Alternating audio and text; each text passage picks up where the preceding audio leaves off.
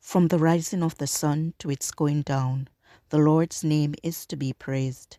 Let us open our hearts to his presence and listen for his voice in the stillness of this evening hour.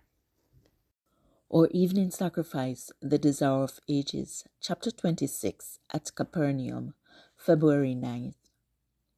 I'm so glad I learned to trust thee, precious Jesus, Saviour, friend.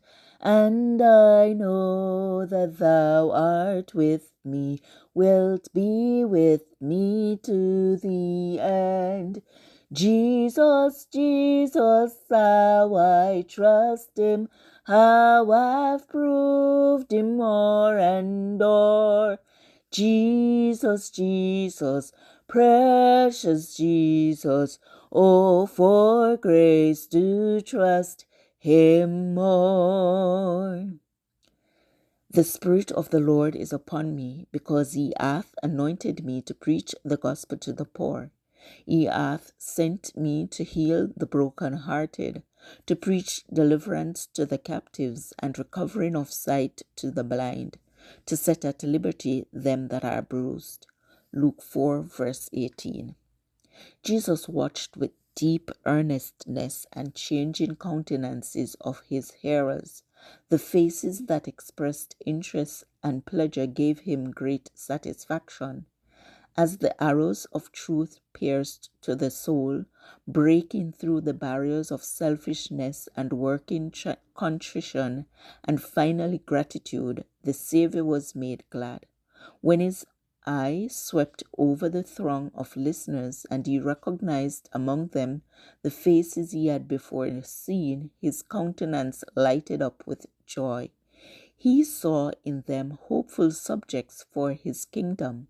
When the truth plainly spoken touched some cherished idol, he marked the change of countenance, the cold, forbidding look, which told that the light was unwelcome.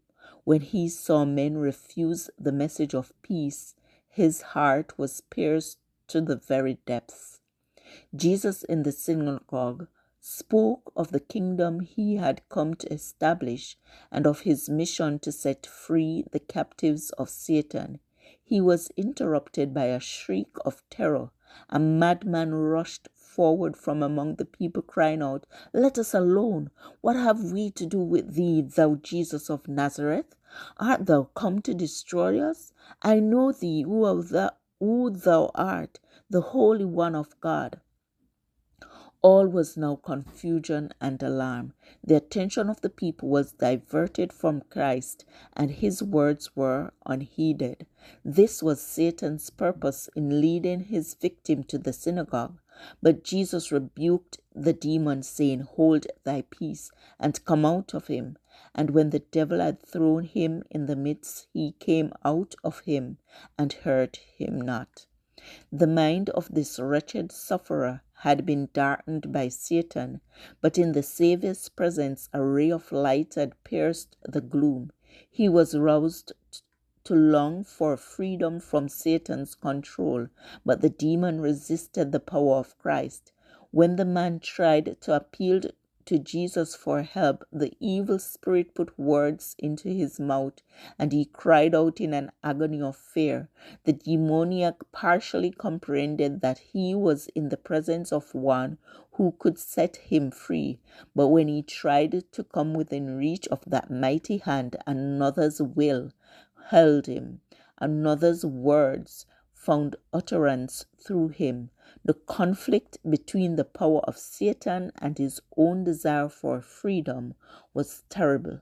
This passage was taken from The Desire of Ages, page 255, Pacific Press Publishing Association, copyright 2005, or Evening Sacrifice, February 9th. I encourage you to connect with God and receive strength to overcome obstacles each day. Thank you for listening. Please join us tomorrow as we offer up our evening sacrifice.